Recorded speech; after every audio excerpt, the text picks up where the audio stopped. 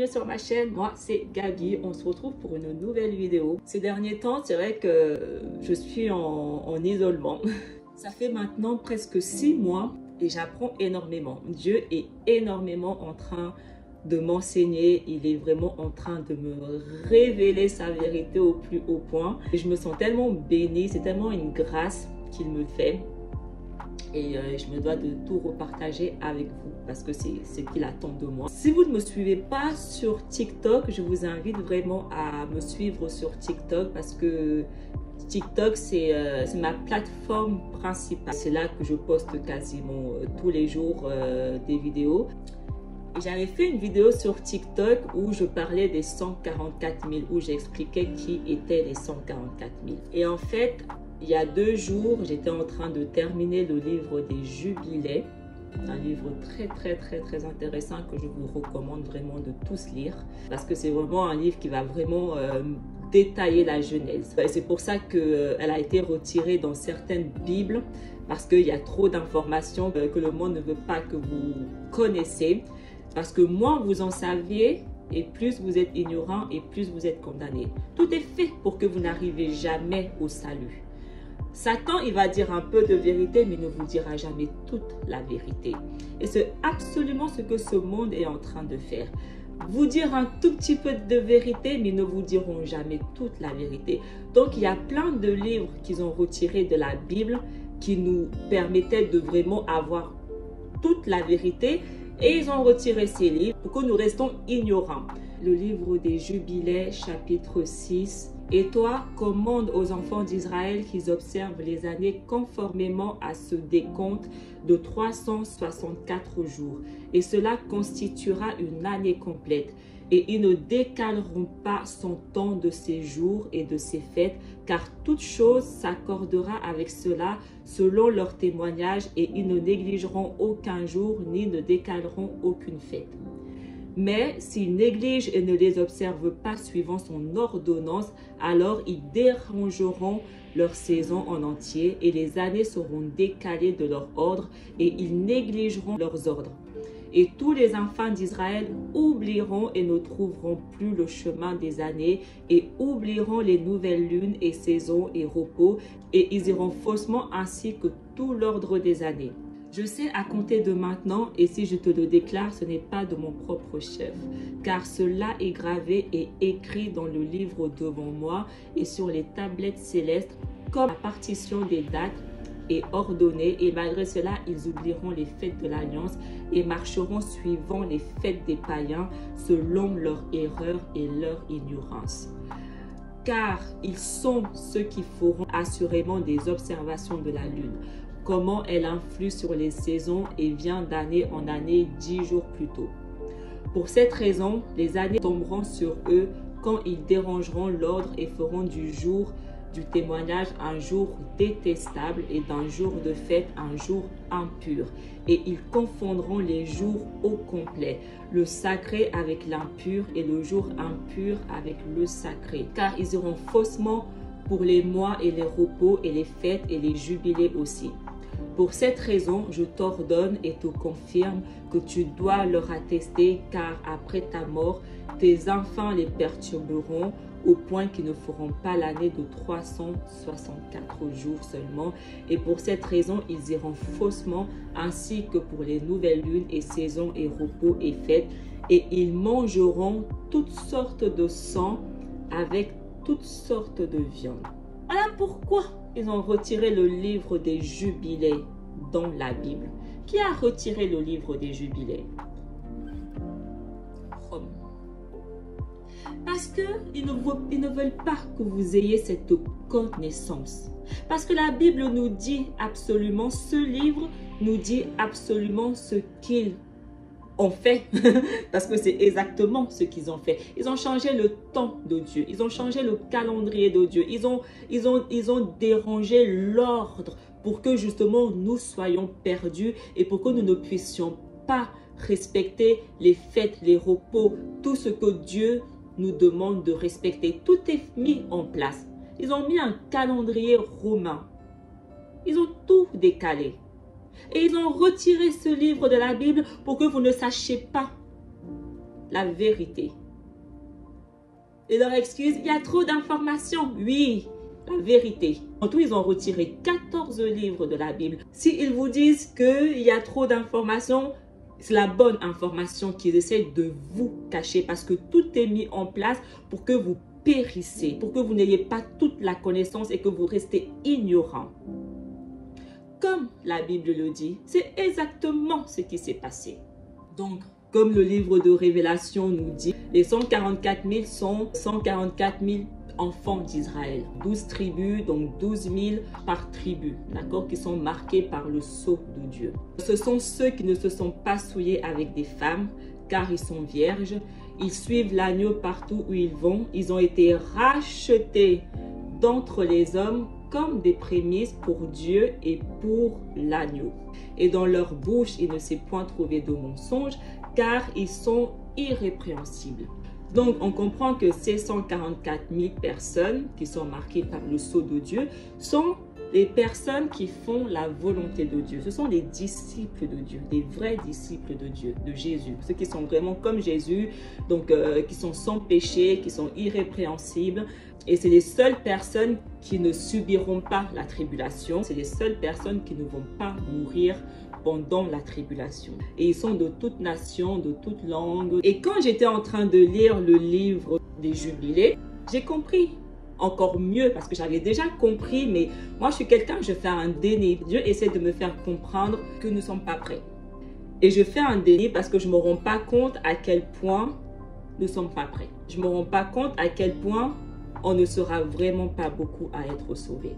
En lisant le chapitre 49 des Jubilés, j'ai eu encore plus d'informations, de confirmation de vraiment de qui sont les 144 000.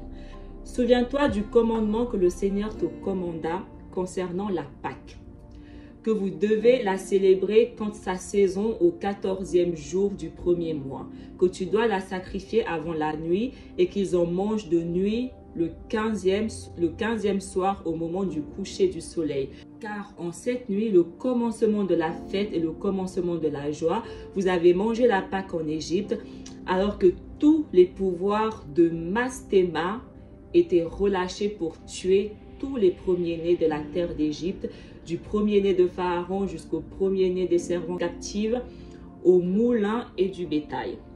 Et cela est le signe que le Seigneur leur donna.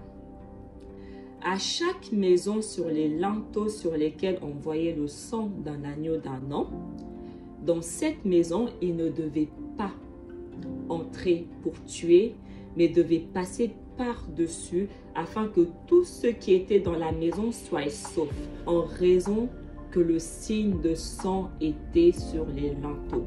Et le pouvoir du Seigneur firent tout conformément à ce que le Seigneur leur avait commandé, et ils passèrent par-dessus tous les enfants d'Israël. Et le fléau ne vint pas sur eux pour détruire parmi eux aucune âme de bétail ou d'homme ou chien, mais le fléau fut très sévère en Égypte. Il n'y avait aucune maison en Égypte où il n'y avait eu un mort et des pleurs et des lamentations. Et c'est exactement ce que le livre de Révélation du monde d'Apocalypse 9, verset 4. Il leur dit de ne point faire de mal à l'herbe de la terre, ni à aucune verdure, ni à aucun arbre, mais seulement aux hommes qui n'avaient pas le sceau de Dieu sur le front. C'est exactement la même chose. Comme à l'époque de l'Égypte, seules les maisons qui avaient le sang d'un agneau d'un an sur leurs portes étaient épargnés de la mort et des fléaux. Et c'était les enfants d'Israël, les 144 000 qui ont le sceau de Dieu sur leur front. Ce sont les seuls sur qui tous les fléaux que Dieu va envoyer sur la terre va passer over, va passer par-dessus. Donc ils ne seront pas à temps parce qu'ils sont marqués. Ils sont marqués par quoi? Par le sang de l'agneau, par Jésus. Quelle est cette marque? Que représente le sceau qu'ils auront sur le front? Parce que ce n'est pas une marque physique, c'est une marque spirituelle. Pourquoi ils ont ce sceau? La Révélation nous dit que ce sont ceux qui sont des disciples de Jésus. Ce sont ceux qui font la volonté de Jésus. Ce sont ceux qui sont irrépréhensibles devant Jésus. Ce sont ceux qui respectent les lois, les commandements, la volonté, qui pratiquent vraiment la justice de Dieu.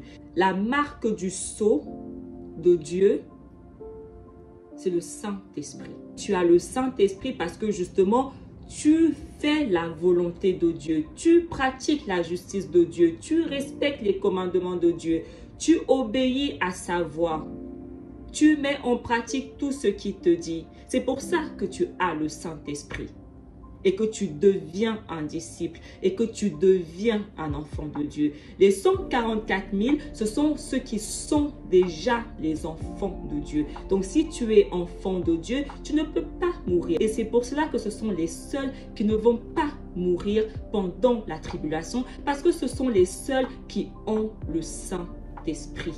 L'être humain a tellement été dans des fausses doctrines pendant tellement longtemps que leur dire la vérité, ils auront du mal à l'accepter. De la même manière, ils sont tellement habitués à célébrer Noël, leur anniversaire, le nouvel an, que leur dire que ce n'est pas bien, qu'il faut arrêter, ils ont du mal à accepter ça parce qu'ils ne voient même pas pourquoi ce n'est pas bien. Ils sont tellement conditionnés dans l'erreur. Tout est mis en place pour que les gens n'arrivent jamais au salut. L'Église catholique, l'Église romaine a pour objectif de ne jamais emmener les gens au salut. C'est quoi emmener les gens au salut? Emmener les gens au salut signifie emmener les gens à recevoir le Saint-Esprit, donc à devenir les 144 000, à devenir des enfants de Dieu, des élus de Dieu, à avoir la vie éternelle. Tout est mis en place pour que vous n'ayez jamais la vie éternelle. C'est Satan qui gouverne ce monde. Vous ne devez pas croire un seul mot de ce que Édom vous raconte. Pas un seul mot. L'Église catholique, le Vatican, la papauté, c'est l'antéchrist. Toutes les églises du monde entier sont sous l'influence du Vatican. Ils ont ce pouvoir, ils ont reçu ce pouvoir en 538, le pouvoir ecclésiastique, le pouvoir civil, le pouvoir politique. C'est un royaume, c'est une puissance, c'est l'antéchrist, c'est la bête dans Révélation 13 et dans le livre de Daniel, la petite corne. Et c'est eux qui ont retiré 14 livres de la Bible pour cacher la vérité. C'est eux qui ont changé le temps et les lois de Dieu. C'est eux, parce que c'est eux l'antéchrist. Ils ont créé une religion qui n'emmènera jamais les gens à la repentance, qui n'emmènera jamais les gens au salut, qui n'emmènera jamais les gens à obtenir le Saint-Esprit, à garder les gens ignorants. Parce que plus tu es ignorant, plus tu te diriges tout droit dans une fosse. Il n'y a que la vérité qui affranchit. Et Jésus, il dit, merci Père, car tu as caché toutes ces choses aux sages et aux intelligents, mais que tu les as révélées aux enfants. Qui sont les enfants? Les enfants de Dieu. Qui sont les enfants de Dieu? Ceux qui ont le Saint-Esprit. Parce que tu es enfant de Dieu, parce que tu as le Saint-Esprit. Et la Bible nous dit qu'il n'y a que 144 000 personnes qui sont des enfants de Dieu. Donc il n'y a que 144 000 personnes qui peuvent comprendre la Bible. C'est pour ça qu'il y a autant de divisions dans le christianisme. Parce qu'ils ne comprennent pas l'écriture. C'est normal. Ils n'ont pas le Saint-Esprit. Il n'y a que les enfants d'Israël qui peuvent comprendre la Bible. Et Jésus, il dit, si quelqu'un veut venir après moi, qu'il se renonce à lui-même.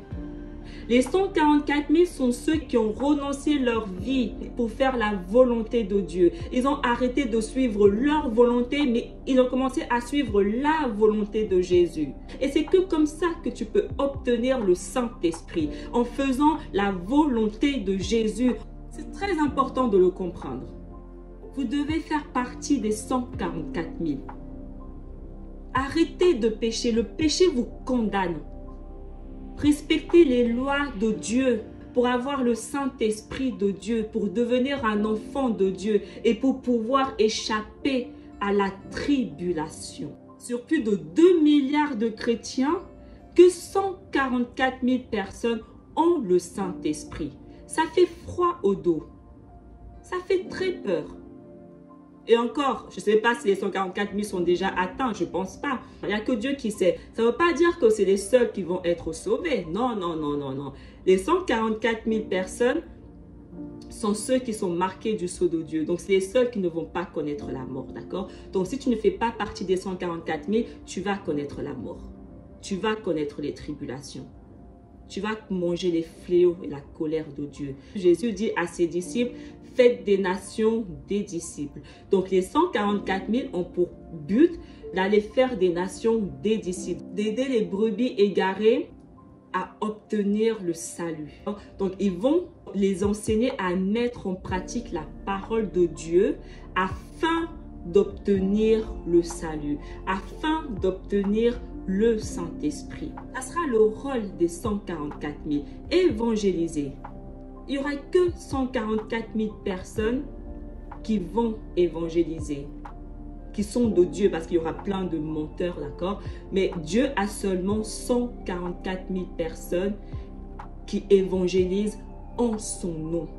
Si on lit le livre de Sophonie, 3, versets 12 à 13, il est écrit « Je laisserai au milieu de toi un peuple humble et petit qui trouvera son refuge dans le nom de l'Éternel. Le reste d'Israël ne commettront point d'iniquité. Ils ne diront point de mensonge. Et il ne se trouvera pas dans leur bouche une langue trompeuse. Mais ils paîtront, ils se reposeront et personne ne les troublera. » Jésus, il dit, je laisserai au milieu de toi un peuple humble et petit, le reste d'Israël, sur qui on ne trouve point de mensonge, pas de langue trompeuse, et ils paîtront. C'est quoi paître? Ils paîtront quoi? Le reste des brebis. Dieu là nous parle des 144 000. Comme le livre de Révélation nous dit, il ne se trouve pas de mensonge dans leur bouche. Ils sont irrépréhensibles devant Dieu. Ils suivent l'agneau partout où il va. C'est ce peuple que Dieu a laissé qui aura pour objectif de paître, d'aller évangéliser, d'aller regrouper, rassembler le reste des brebis égarées de Dieu pendant la tribulation. Sophonie 1, versets 14 à 18. Le grand jour de l'Éternel est proche, il est proche. Il arrive en toute hâte. Le jour de l'Éternel fait entendre sa voix et le héros pousse des cris amers. Ce jour est un jour de fureur, un jour de détresse et d'angoisse, un jour de ravage et de destruction, un jour de ténèbres et d'obscurité, un jour de nuées et de brouillard, un jour où retentiront la trompette et les cris de guerre contre les villes fortes et les tours élevées. Je mettrai les hommes dans la détresse. Ils marcheront comme des aveugles parce qu'ils ont péché contre l'Éternel. Je répandrai leur sang comme de la poussière et leur chair comme de l'ordure. Ni leur argent ni leur or ne pourront les délivrer. Au jour de la fureur de l'Éternel, par le feu de sa jalousie, tout le pays sera consumé, car il détruira soudain tous les habitants du pays. Il faut comprendre, le jour de l'Éternel, c'est quoi? C'est le jour avant l'arrivée de Jésus. Un jour d'angoisse et de peur, de destruction, de ténèbres, la grande tribulation. Ton argent ne pourra pas te sauver. Tes trésors ne pourront pas te sauver. Zacharie 13, versets 8 à 9. Dans tout le pays, dit l'Éternel, les 2/3 seront exterminés, périront, et l'autre tiers restera. Je mettrai ce tiers dans le feu, et je le purifierai comme on purifie l'argent. Je l'éprouverai comme on éprouve l'or. Il invoquera mon nom et je l'exaucerai. Je dirai, c'est mon peuple. Et il dira, l'Éternel est mon Dieu. Un tiers. Un tiers de tous les enfants d'Israël, du commencement jusqu'à la fin, un tiers seulement va hériter du royaume de Dieu. Je vais exterminer les 2 tiers des enfants d'Israël. Ils vont tous périr. Les gens ne s'en rendent pas compte. Ils croient que c'est un jeu. Oh, c'est le temps de la grâce. Oh, tu t'en rends pas compte. Tu sais pas qui est Dieu. Les gens ne comprennent pas la sainteté de Dieu. Et Dieu dit, je veux que vous soyez saints comme je suis saint. On doit être à l'image de Dieu, à l'image de Jésus, parce que c'est comme ça qu'il nous a créés, à sa ressemblance. Adam et Ève ressemblaient à Jésus. Ils étaient saints et sans péché, purs, 100% lumière. Il n'y avait aucune part de ténèbres en eux. C'est comme ça que nous devons être. Les gens de nos jours, ils croient qu'ils peuvent pécher un tout petit peu là, un tout petit peu là. Oh, c'est pas grave parce que Dieu est tellement amour. C'est pas parce que j'ai commis un petit péché là que ça veut dire que Dieu va m'envoyer en enfer. Tu ne sais pas quel Dieu tu sers. Tu ne lis pas assez ta Bible. Il n'y a que les 144 000 qui peuvent comprendre la Bible. Donc, si tu n'as pas le Saint-Esprit, c'est normal que tu ne comprends pas la Bible. Mais il y a des choses dans la Bible que tu n'as pas besoin du Saint-Esprit pour comprendre. Tu n'as pas besoin d'avoir le Saint-Esprit pour comprendre les lois et les commandements de Dieu et les mettre en pratique. Mais pour comprendre tout le reste de la Bible, tu as besoin du Saint-Esprit pour ça. C'est un livre spirituel. C'est un livre rempli de paraboles, d'énigmes, de symboles. C'est carrément le langage de Dieu. Il n'y a que l'Esprit de Dieu qui connaît les choses de Dieu. Donc, si tu n'as pas l'Esprit de Dieu en toi qui va te révéler les choses, ces choses, tu ne peux pas comprendre les choses de Dieu, donc la Bible et la parole de Dieu. C'est pour ça que Jésus dit, seuls les enfants comprennent. Dieu révèle ce livre uniquement à ses enfants. Tu es enfant de Dieu parce que tu as l'Esprit de Dieu en toi, parce que tu vis éternellement comme Dieu. Dieu dit, je suis le Dieu des vivants, pas le Dieu des morts. La plupart des gens qui enseignent n'ont pas la vérité parce qu'ils n'ont pas l'Esprit de Dieu en eux. Donc, ils enseignent selon leur connaissance et non selon la connaissance de Dieu. Zacharie 12, versets 9 à 10. En ce jour, je m'efforcerai de détruire toutes les nations qui viendront contre Jérusalem. Alors je répandrai sur la maison de David et sur les habitants de Jérusalem un esprit de grâce et de supplication. Et ils tourneront leur regard vers moi, celui qu'ils ont percé. Ils pleureront sur lui comme on pleure sur un fils unique. Ils pleureront amèrement sur lui comme on pleure sur un nouveau-né. Quand la Bible nous parle de Jérusalem, d'Israël, il faut comprendre que ce n'est pas le pays d'Israël. Il faut comprendre que ce n'est pas la ville de Jérusalem.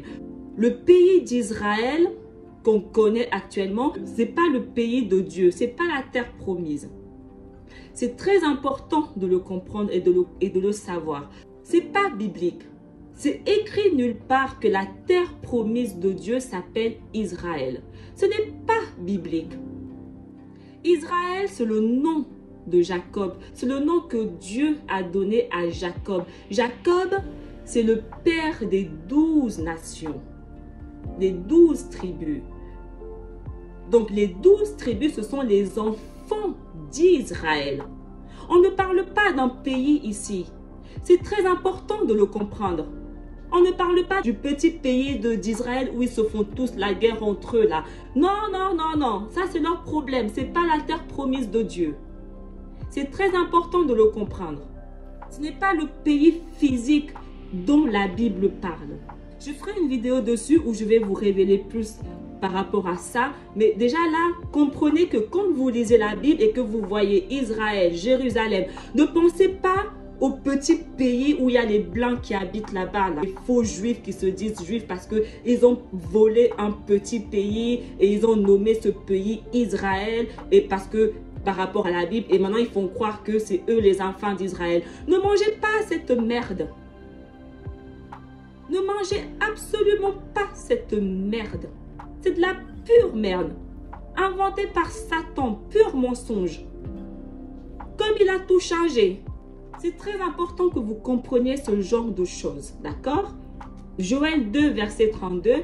Alors, quiconque invoquera le nom de l'Éternel sera sauvé. Le salut sera sur la montagne de Sion et à Jérusalem, comme a dit l'Éternel, et parmi les réchappés que l'Éternel appellera. Je dis que quiconque invoquera le nom de l'Éternel sera sauvé. Mais c'est quoi invoquer le nom de l'Éternel? Parce que tout le monde invoque le nom de l'Éternel, hein? Mais ils ne sont pas sauvés. Il n'y a que 144 000 qui ont le Saint-Esprit sur des milliards de chrétiens qui se disent sauvés. Pourtant, c'est eux-mêmes qui vont vous citer. La Bible dit qu'il faut juste invoquer le nom de l'Éternel. Non, non, non, non. Qu'est-ce que ça signifie invoquer le nom de l'Éternel? Méditez dessus. Ézéchiel 14, versets 21 à 22. Oui, ainsi parle le Seigneur l'Éternel. Quoique j'envoie contre Jérusalem mes 4 châtiments terribles. L'épée, la famine, les bêtes féroces et la peste.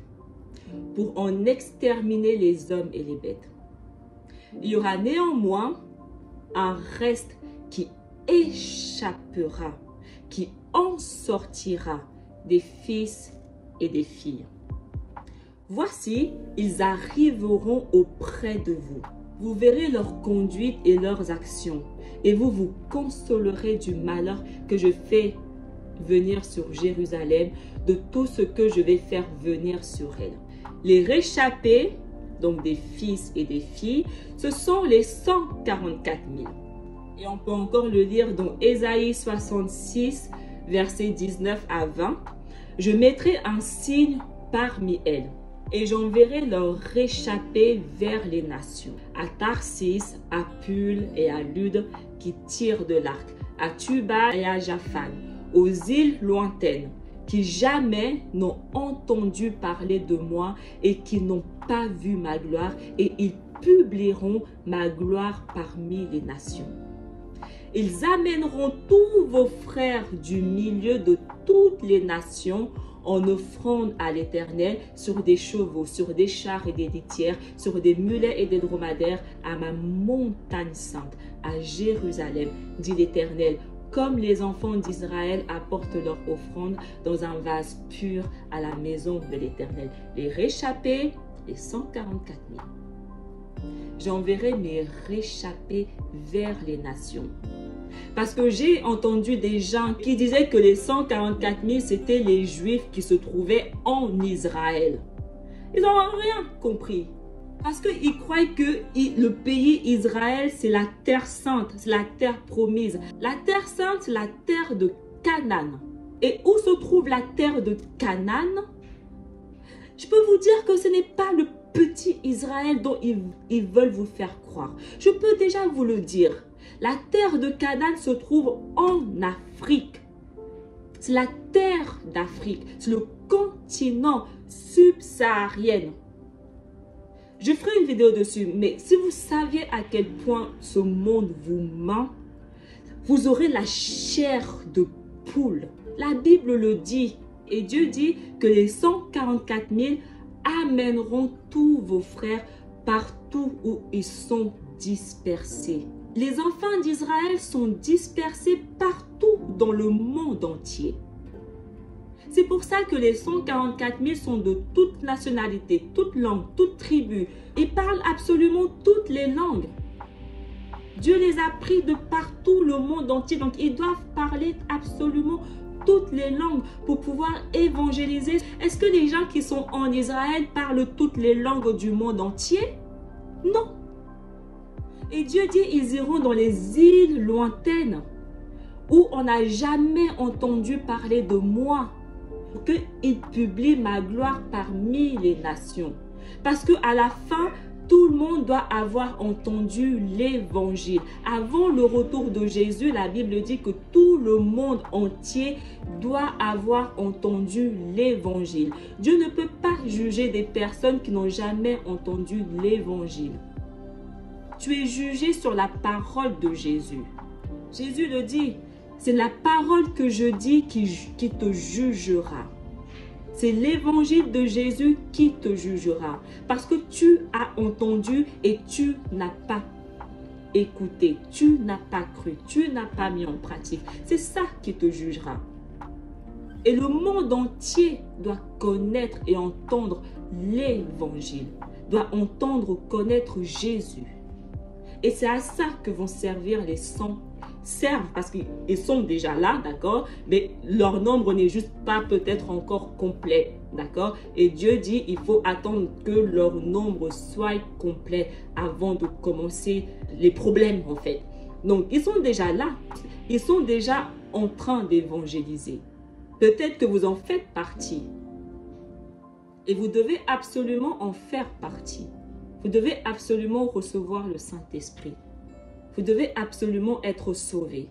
Et pour ça, vous devez vraiment sortir du péché. Vous devez vraiment respecter les lois de Dieu, les commandements de Dieu, les mettre en pratique. Vous devez vraiment commencer à pratiquer la justice de Dieu. La justice de Dieu, c'est la volonté de Dieu, tout comme Jésus.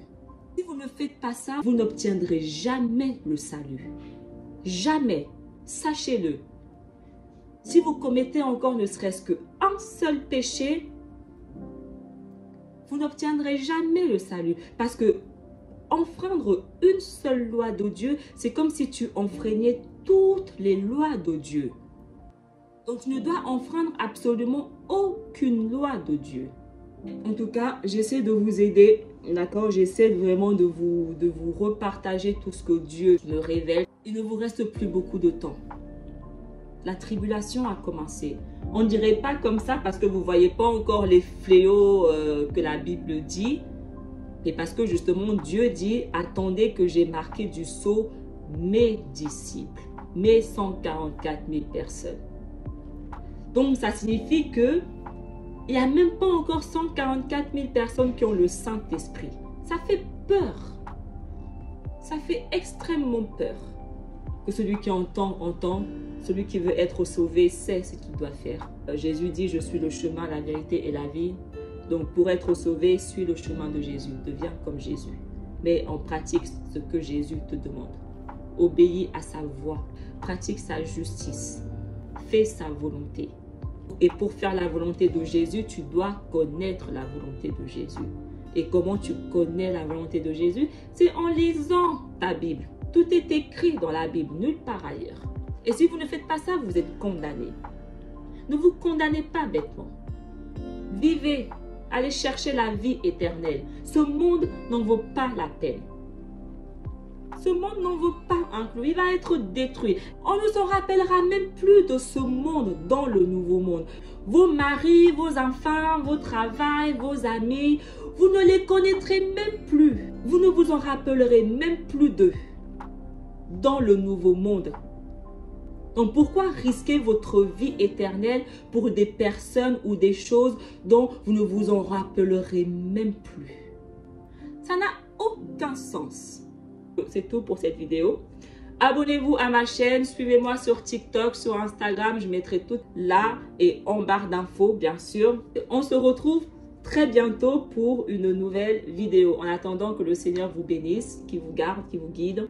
Bye!